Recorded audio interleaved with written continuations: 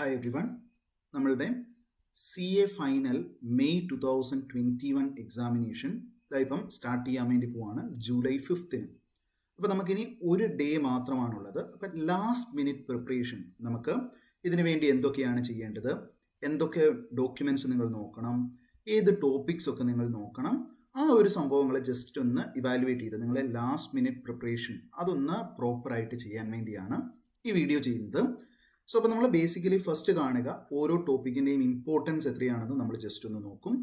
Then എന്തൊക്കെ materials cover ചെയ്യണം ഈ ഒരു 1 ഡേ കൊണ്ട്, അതായിരിക്കും എത്രത്തോളം കവർ ചെയ്താൽ നമുക്ക് ഒരു എക്സംഷൻ ലെവൽ മാർക്ക് നമുക്ക് ഒരു കോൺഫിഡൻസോടെ പോയി എഴുതാൻ പറ്റും. ഈ ഒരു 1-2 ആസ്പെക്റ്റ് നമ്മൾ നോക്കും. ദെൻ പ്രസൻറ്റേഷനിൽ ആൻസർ എഴുതുമ്പം നമ്മൾ ശ്രദ്ധിക്കേണ്ട കാര്യങ്ങൾ 1-2 നമ്മൾ ഡിസ്കസ് ചെയ്യും.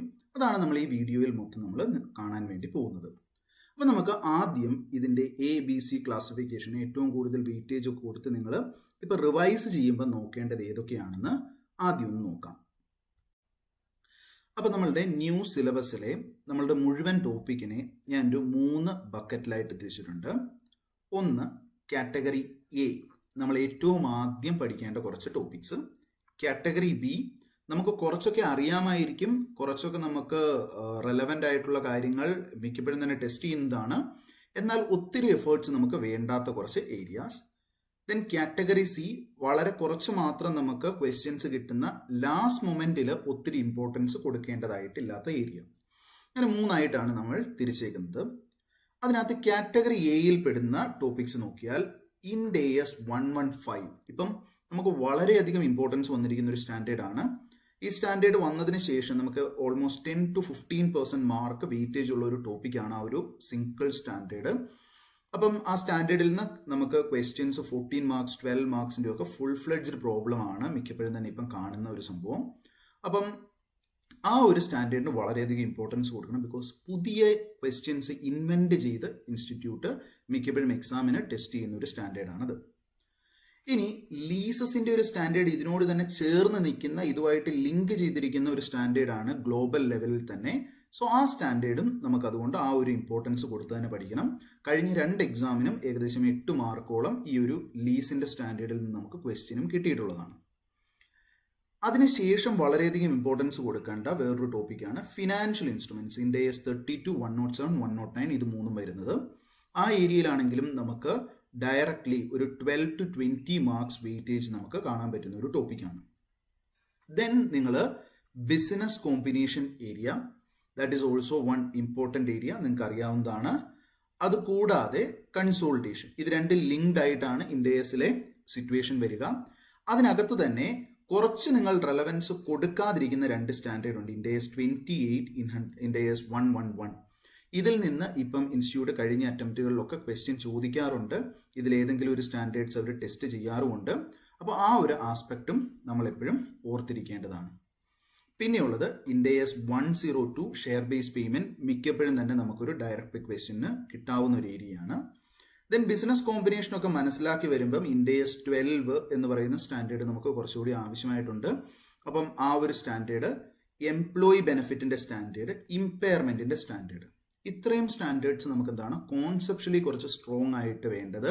നമ്മൾ കോൺസെപ്റ്റ്സ് മറന്നു പോകാൻ ചാൻസ് ഉള്ളത്, നമുക്ക് ക്വസ്റ്റ്യൻസ് കൂടുതലായിട്ട് കിട്ടാൻ ചാൻസ് ഉള്ളത് ഒക്കെ ആയിട്ടുള്ള ഒരു കാറ്റഗറിയാണ്.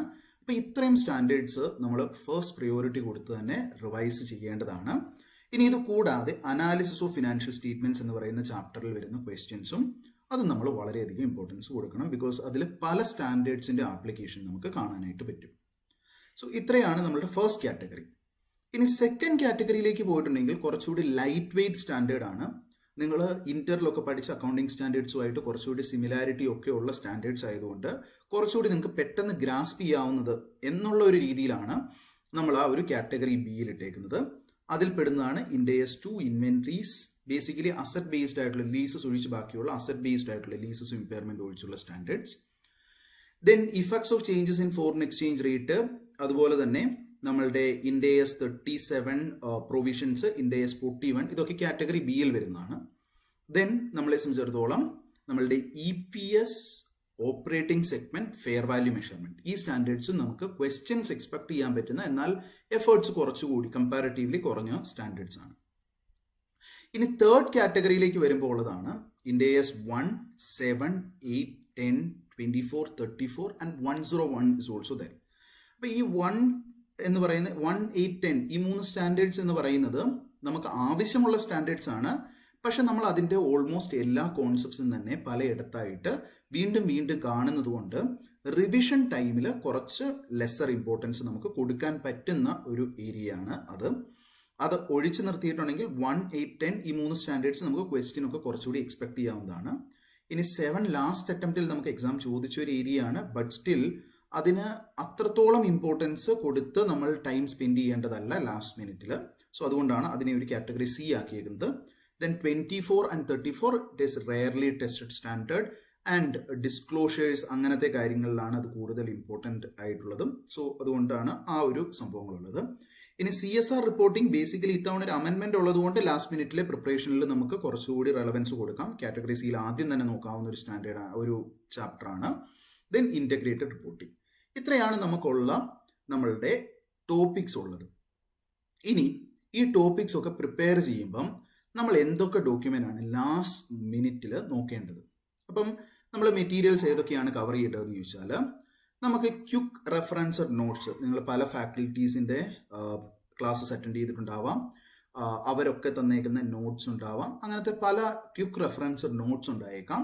അപ്പം അവർ തന്നേക്കുന്ന നോട്ട്സ്, അങ്ങനത്തെ നോട്ട്സ് ഒക്കെ കുറച്ചുകൂടി ഇൻസ്റ്റിറ്റ്യൂട്ട് മെറ്റീരിയലാണെങ്കിൽ കുറേ കണ്ടന്റ് ഉണ്ട്. അപ്പം അത്രയും പോവാതെ തന്നെ നിങ്ങൾക്ക് കുറച്ച് ക്വിക്കായിട്ട് ഇത് റിവൈസ് ചെയ്ത് പോകാൻ നിങ്ങളെ പഠിപ്പിച്ച ആൾ തന്നെ തന്നേക്കുന്ന നോട്ട്സ് കുറച്ചുകൂടി നിങ്ങൾക്ക് റിലയബിൾ ആയിരിക്കും. അപ്പം അങ്ങനത്തെ നോട്ട്സ് നിങ്ങൾക്ക് യൂസ് ചെയ്യാം. ഇനി നിങ്ങളുടെ കയ്യിൽ നോട്ട്സ് ഇല്ല, അല്ലെങ്കിൽ നോട്ട്സ് കംപ്ലീറ്റ് അല്ല, അല്ലെങ്കിൽ ഫാക്കൽറ്റിയുടെ നോട്ട്സ് അവൈലബിൾ അല്ല എങ്കിൽ ഞാൻ യൂഷ്വലി യൂസ് ചെയ്യുന്ന എൻ്റെ നോട്ട്സ് ഇതിൻ്റെ ഡിസ്ക്രിപ്ഷനിൽ ഒരു ലിങ്ക് തന്നിട്ടുണ്ട്. അതിനകത്ത് നോട്ട്സ് ഫുള്ളി ഞാൻ അപ്ഡേറ്റ് ചെയ്തിട്ടുണ്ട്. You can refer to those notes as well. Okay, അത് കമ്പൽസൺ അല്ല. നിങ്ങളെ സംബന്ധിച്ചിടത്തോളം നിങ്ങൾക്ക് നോക്കാം. ഞാൻ യൂഷ്വലി റെഗുലർ ക്ലാസ്സിൽ യൂസ് ചെയ്യുന്ന നോട്ട്സ് ആണ്. നിങ്ങൾക്ക് നിങ്ങളുടെ ഫാക്കൽറ്റീസിൻ്റെ നോട്ട്സ് നോക്കാം, അല്ലെങ്കിൽ ഇത് നോക്കാം. ഇല്ലെങ്കിൽ നമ്മുടെ ICAയുടെ വെബ്സൈറ്റിൽ തന്നെ കുറച്ച് സ്റ്റാൻഡേർഡ്സിൻ്റെ ക്വിക്ക് റെഫറൻസർ ICA തന്നെ ഇഷ്യൂ ചെയ്തതുകൊണ്ട് ചാർട്ടായിട്ട് കുറേ ടോപ്പിക്സിൻ്റെ അവർ കൊടുത്തിട്ടുണ്ട്. അത് നിങ്ങൾക്ക് ലാസ്റ്റ് മിനിറ്റിലെ റിവിഷന് വേണ്ടി യൂസ് ചെയ്യാവുന്നതാണ്. അതിൻ്റെ ലിങ്ക് ഞാൻ ഡിസ്ക്രിപ്ഷനിൽ കൊടുത്തേക്കാം. ഇനിയുള്ളതാണ് റിവിഷൻ ടെസ്റ്റ് പേപ്പേഴ്സ്. നമ്മളുടെ ഇൻസ്റ്റിറ്റ്യൂട്ട് എല്ലാ അറ്റംപ്റ്റിലും ഇറക്കുന്നതാണ്. നിങ്ങളെല്ലാവരും ഈ കറണ്ട് അറ്റംപ്റ്റിന് വേണ്ടിയുള്ള റിവിഷൻ ടെസ്റ്റ് പേപ്പേഴ്സ് മാത്രമായിരിക്കും മിക്കവരും തന്നെ നോക്കുക. പക്ഷേ I would recommend you to go through RTP from May 2019 to May 2021. Okay, basically ഈ ഒരു RTPസിലൊക്കെ നമുക്ക് നല്ല ക്വസ്റ്റ്യൻസ് കാണാനായിട്ട് പറ്റും. ഇതിൽ നിന്നുള്ള കുറേ ക്വസ്റ്റ്യൻസ് പുതിയ സ്റ്റഡി മെറ്റീരിയൽ വന്നപ്പം അപ്ഡേറ്റ് ചെയ്തിട്ടുണ്ട്. ബട്ട് സ്റ്റിൽ അതിനകത്തുള്ള ക്വസ്റ്റ്യൻസ് ഒക്കെ ക്വാളിറ്റി ക്വസ്റ്റ്യൻസ് ആയിരിക്കും. ഇനി 5 RTP നിങ്ങൾ കവർ ചെയ്യുമ്പം നിങ്ങൾക്ക് വരുന്ന ഗുണം എന്താണെന്ന് ചോദിച്ചാൽ RTPയിലെ നിങ്ങളുടെ ഓരോ ക്വസ്റ്റ്യൻസ് നോക്കിയാൽ ഓരോ ചാപ്റ്ററിൽ നിന്ന് ഓരോ സ്റ്റാൻഡേർഡിൽ നിന്നായിരിക്കും, ഒറ്റ സ്റ്റാൻഡേർഡിൽ നിന്ന് മാത്രമായിട്ടുള്ളതല്ല. അപ്പോൾ 20 ക്വസ്റ്റ്യൻ നിങ്ങൾ ചെയ്താൽ 20 ഡിഫറെൻറ്റ് ഏരിയയിലെ ആൻസേഴ്സ് ആയിരിക്കും നിങ്ങൾ ചെയ്യുക, ക്വസ്റ്റ്യൻസ് ആയിരിക്കും നിങ്ങൾ ട്രൈ ചെയ്ത് നോക്കുക. സോ 5 സെറ്റ് ഓഫ് RTPs നിങ്ങൾ കവർ ചെയ്യുമ്പോൾ തന്നെ it will be an effective revision for you. Okay, ഈ ക്വസ്റ്റ്യൻസ് ഫുള്ളി ഇരുന്ന് സോൾവ് ചെയ്ത് നോക്കണം എന്നല്ല. You can glance through what is the concept, what is the answer. You can go through all these things. 5 RTP നിങ്ങൾ അതുകൊണ്ട് cover ചെയ്യുക. Then mock test paper. ഈ അറ്റംപ്റ്റിന് വേണ്ടി സ്പെസിഫിക് ആയിട്ട് 2 set of mock test papers available ആയിരുന്നു. ആ mock test papers നിങ്ങൾക്ക് നോക്കാം. ഇനി അത് കൂടാതെ ഈ റിവിഷൻ ടെസ്റ്റ് പേപ്പേഴ്സും മോക്ക് ടെസ്റ്റ് പേപ്പേഴ്സും നിങ്ങൾ വെറുതെ തപ്പിപ്പോവാതിരിക്കാൻ വേണ്ടി ഇതിൻ്റെ ഡിസ്ക്രിപ്ഷനിൽ തന്നെ എല്ലാം ഡൗൺലോഡ് ചെയ്ത് ഇതിൻ്റെ കൂടെ തന്നെ ഒറ്റ ഫോൾഡറായിട്ട് ഇതെല്ലാം കൂടി ഞാൻ തന്നിട്ടുണ്ട്. You can go there and download those items in a single stretch. ആ ഒരു രീതിയിൽ നിങ്ങൾക്ക് പോവാം. ഇനി ഈ മോക്ക് ടെസ്റ്റ് പേപ്പറിൽ അതിന് മുമ്പത്തെ 1-2 മോക്ക് ടെസ്റ്റ് പേപ്പർ കൂടി ഞാൻ ആ ഒരു ഫോൾഡറിൽ ഇട്ടിട്ടുണ്ട്. You can make use of that as well. ഇനി പിന്നീടുള്ള ഒരു സംഭവം എന്ന് പറഞ്ഞാൽ ICA October 2020 edition of study മെറ്റീരിയലാണ് ഇതിന് റെലവൻറ്റ് എന്ന്, നമ്മളുടെ എക്സാമിന് റെലവൻറ്റ് എന്ന് പറഞ്ഞിട്ടുണ്ട്. അപ്പം ഈ റെലവൻറ്റ് സ്റ്റഡി മെറ്റീരിയലിൽ ലാസ്റ്റ് എഡീഷനിൽ നിന്ന് വളരെയധികം ക്വസ്റ്റ്യൻസ് ആഡ് ചെയ്തിട്ടുണ്ട്. ചിലതൊക്കെ നമ്മളുടെ പഴയ RTPയിൽ നിന്നോ MTPയിൽ നിന്നോ ഒക്കെ ആഡ് ചെയ്തതാവാം, ചിലത് പ്രീവിയസ് എക്സാം ക്വസ്റ്റ്യൻസും ആവാം. പക്ഷേ കുറേ പുതിയ ക്വസ്റ്റ്യൻസും വന്നിട്ടുണ്ട്.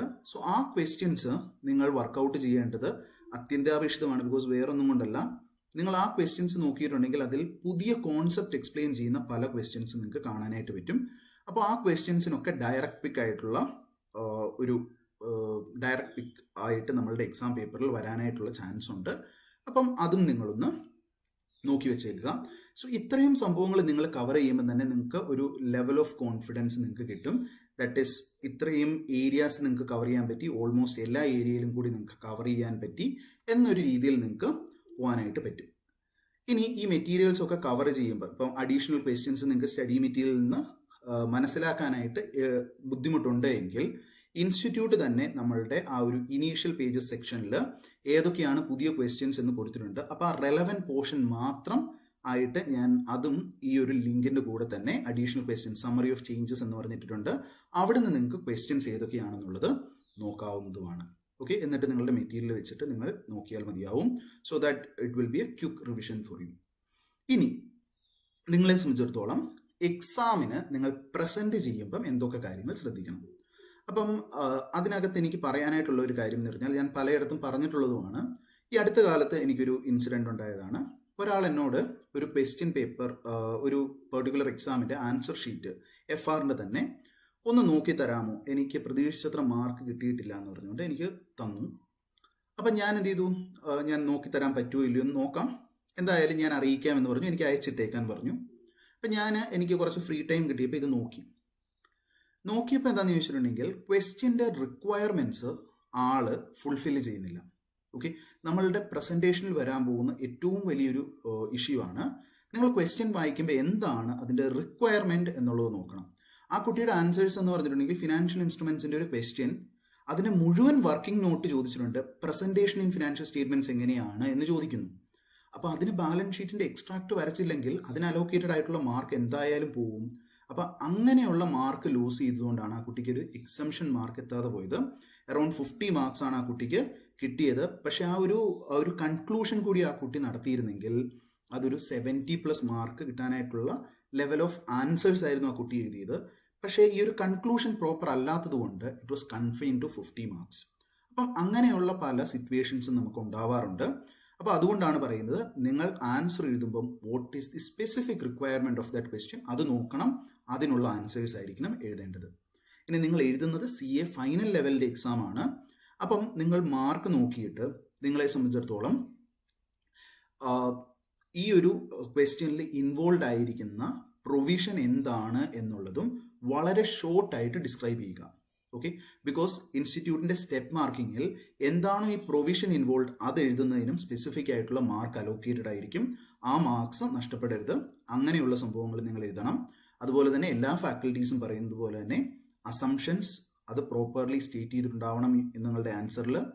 അതുപോലെ തന്നെ നിങ്ങളുടെ സഫിക്സോ പ്രിഫിക്സോ ഇല്ലാതെ ഫിഗേഴ്സ് ഇടരുത്. Like rupees in lakhs, rupees in crores, ഇങ്ങനെ പല സംഭവങ്ങളും നമ്മളുടെ എന്തിലുണ്ടാവും, ക്വസ്റ്റ്യൻ പേപ്പറിലുണ്ടാവും.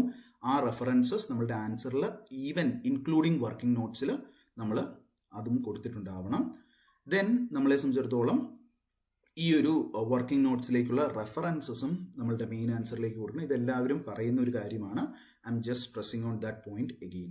അപ്പം അങ്ങനെ എന്താണോ ക്വസ്റ്റ്യൻ്റെ പ്രോപ്പർ റിക്വയർമെൻറ്റ് അത് നോക്കി നിങ്ങൾ ആൻസർ ചെയ്യണം. So that you will get the exact marks. ഇനി നിങ്ങൾക്ക് 3 hours ഒരു എക്സാം ആണ്. 3 hours എക്സാം വരുമ്പം ഒരു ക്വസ്റ്റ്യനിൽ മാക്സിമം നിങ്ങൾക്ക് ഒരു 30-35 minutes ആണ് ഇരിക്കാൻ പറ്റുക. കൺസോൾട്ടേഷൻ്റെ ഒന്നും ക്വസ്റ്റ്യൻ ആദ്യമേ എടുത്ത് നിങ്ങൾ ആ ക്വസ്റ്റ്യനിൽ തന്നെ ഇരുന്ന് പോകരുത്. നിങ്ങൾ എന്ത് ചെയ്യുക, ഈ ക്വസ്റ്റ്യൻസ് ഒക്കെ ഒരു 30-35 minutes കഴിഞ്ഞിട്ടുണ്ടെങ്കിൽ leave that question there, next പേജിലേക്ക് പോവുക, നെക്സ്റ്റ് ക്വസ്റ്റ്യനിൽ എഴുതുക. ഇതിന് ആൻസർ എഴുതാനായിട്ടുള്ള സ്ഥലം വിടുക. ഇഷ്യൂ ഒന്നുമില്ല. ഇടയ്ക്ക് ബ്ലാങ്ക് പേജ് വന്നാലും invigilator is required to go through all pages and mark എല്ലാ പേജിൻ്റെയും എത്രയാണ് എന്നുള്ളത് നോക്കണം. 28ാമത്തെ പേജ് വരെ പുള്ളി പോയാൽ മാത്രമാണ് പുള്ളിക്ക് വാല്യുവേഷൻ പ്രോസസ്സ് ഇപ്പം കംപ്ലീറ്റ് ചെയ്യാൻ പറ്റുക ഓൺലൈൻ വാല്യുവേഷനിൽ. അപ്പോൾ അങ്ങനെയുള്ള ഒരു സംഭവങ്ങളൊക്കെ ഉള്ളതുകൊണ്ട് നിങ്ങളുടെ ഒരു ആൻസർ വാല്യൂ ചെയ്യാതെ പോകാനുള്ള സാധ്യതകൾ ഇപ്പം കുറവാണ്. അപ്പം അതുകൊണ്ട് ഇത്തിരി സ്പേസ് വിട്ടിട്ട് പോയാലൊന്നും ഒരു പ്രശ്നവും ഇല്ല. അതുപോലെ തന്നെ നിങ്ങൾ ആൻസർ എഴുതുമ്പോൾ ഒരു ക്വസ്റ്റ്യന് കീഴിലുള്ള സബ് ക്വസ്റ്റ്യൻസ് ഒരുമിച്ച് ആ ഓർഡറിൽ തന്നെ എഴുതാനും ശ്രമിക്കുക. So that it will be easy for the examiner to value your answers. So ഇത്രയും കാര്യങ്ങളൊക്കെ നിങ്ങൾ ഒന്ന് ശ്രദ്ധിക്കുക. ആൻഡ് കോവിഡിൻ്റെ ടൈമാണ്, കോവിഡിൻ്റെ സ്ട്രിക്റ്റ് ആയിട്ടുള്ള ഇൻസ്ട്രക്ഷൻസ് ഉണ്ട്. So those instructions to be followed. അതുപോലെ തന്നെ നിങ്ങളും ഹെൽത്തി ആയിട്ടിരിക്കുക, സേഫായിട്ട് തന്നെ ഇരിക്കുക, എല്ലാ പ്രിക്കോഷൻസും എടുത്തുകൊണ്ട് തന്നെ പോയി എക്സാംസ് എഴുതുക. ആൻഡ് എന്തെങ്കിലുമൊക്കെ ഇഷ്യൂസ് തോന്നുവാണ്, opt out option is there. അത് വേറൊന്നും കൊണ്ടല്ല, നിങ്ങളെ സംബന്ധിച്ചിടത്തോളം എന്തെങ്കിലും ഫിസിക്കൽ ഇഷ്യൂസോ കാര്യങ്ങളോ തോന്നുവാണ് എങ്കിൽ പ്രോപ്പറായിട്ടുള്ള മെഡിക്കൽ ഇത് ചെയ്യുക. ബാക്കിയുള്ളവരുടെ കൂടി അതൊരു അഡ്വൈസായിട്ട് അഫക്റ്റ് ചെയ്യാതെ നമ്മൾ തന്നെ ഏറ്റവും വേണ്ട പ്രിക്കോഷൻസ് എല്ലാം എടുത്തുകൊണ്ട് എക്സാം അപ്പിയർ ചെയ്യുക. So all the best every one for this upcoming examination. Thank you.